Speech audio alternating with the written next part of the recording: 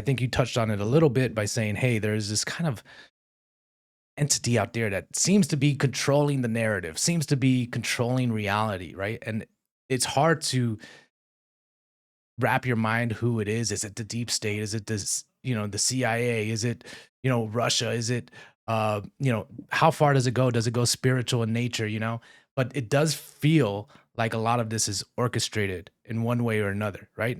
Not necessarily even a conspiracy, but something somewhere is driving this insanity. And, it goes back into what you were saying, Jordan, about hijacking our consciousness. I feel like whatever this thing is, and I do believe it's spiritual. So I'll just come right out and say that I believe that this is beyond just the flesh right now. We're dealing with forces beyond our vantage point here that go into another realm. But um, I think what this whole thing wants to do is hijack our consciousness to divert us from what we're here to do as spiritual beings and the fulfillment that we're supposed to find as spiritual beings, which is grounded in a lot of like what makes us human, right? Connection to one another, right?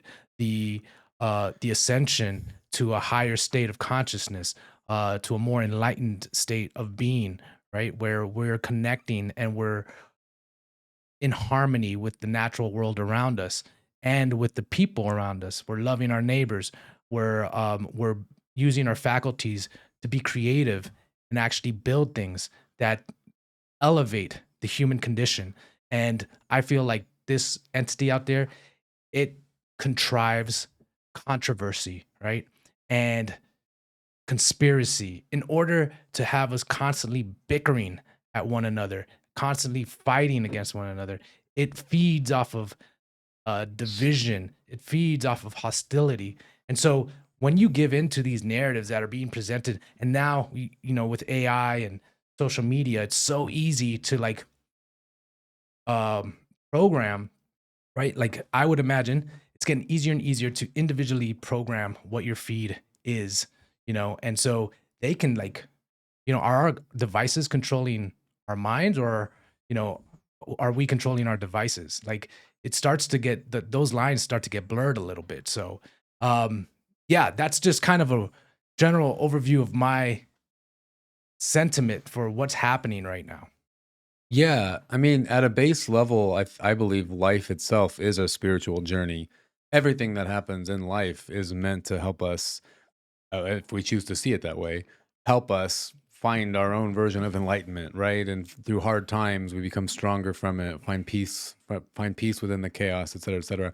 But there come these cycles, like right now, where the outside world becomes so distracting that it's easy to forget. Like, hey, no, this is about me and my experience. And then the more we tune into that, the more it takes us away from it. So we can be conscious about, like, no, I'm not going to tune into that. I'm going to live my own life isolated from that in my own real life community.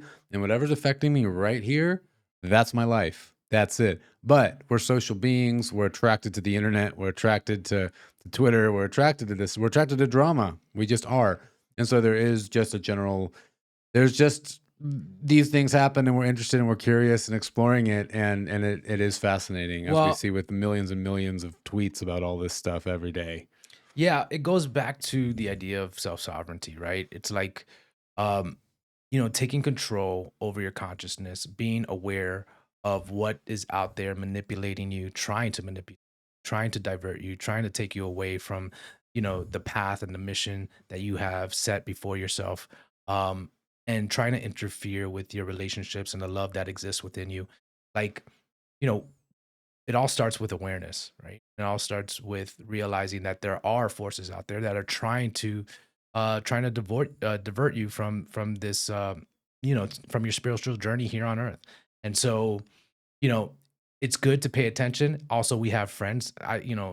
We have friends who are all mixed up in this, family members who are all mixed up in this. It's almost like the way I equate it is, extreme fandom.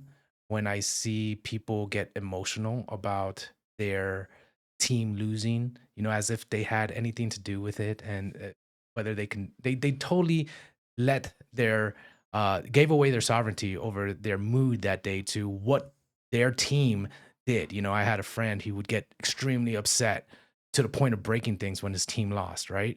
Or he would be elated with joy when they won. And I'm like, wow, like he's just totally surrendered to some third party determining what his mood is going to be.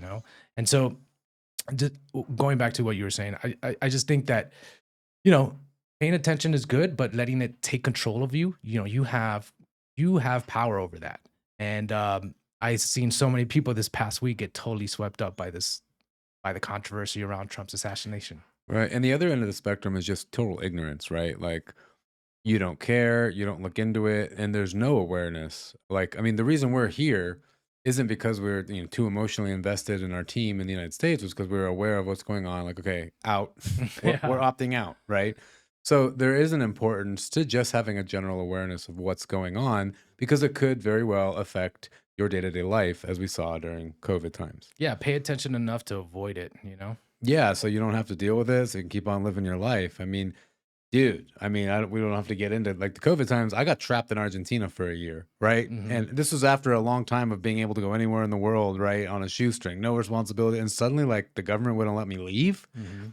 And so then you see, like, oh, wow, these entities do have a lot of power over my life. Mhm. And I do got to pay attention to what might come next, what's possible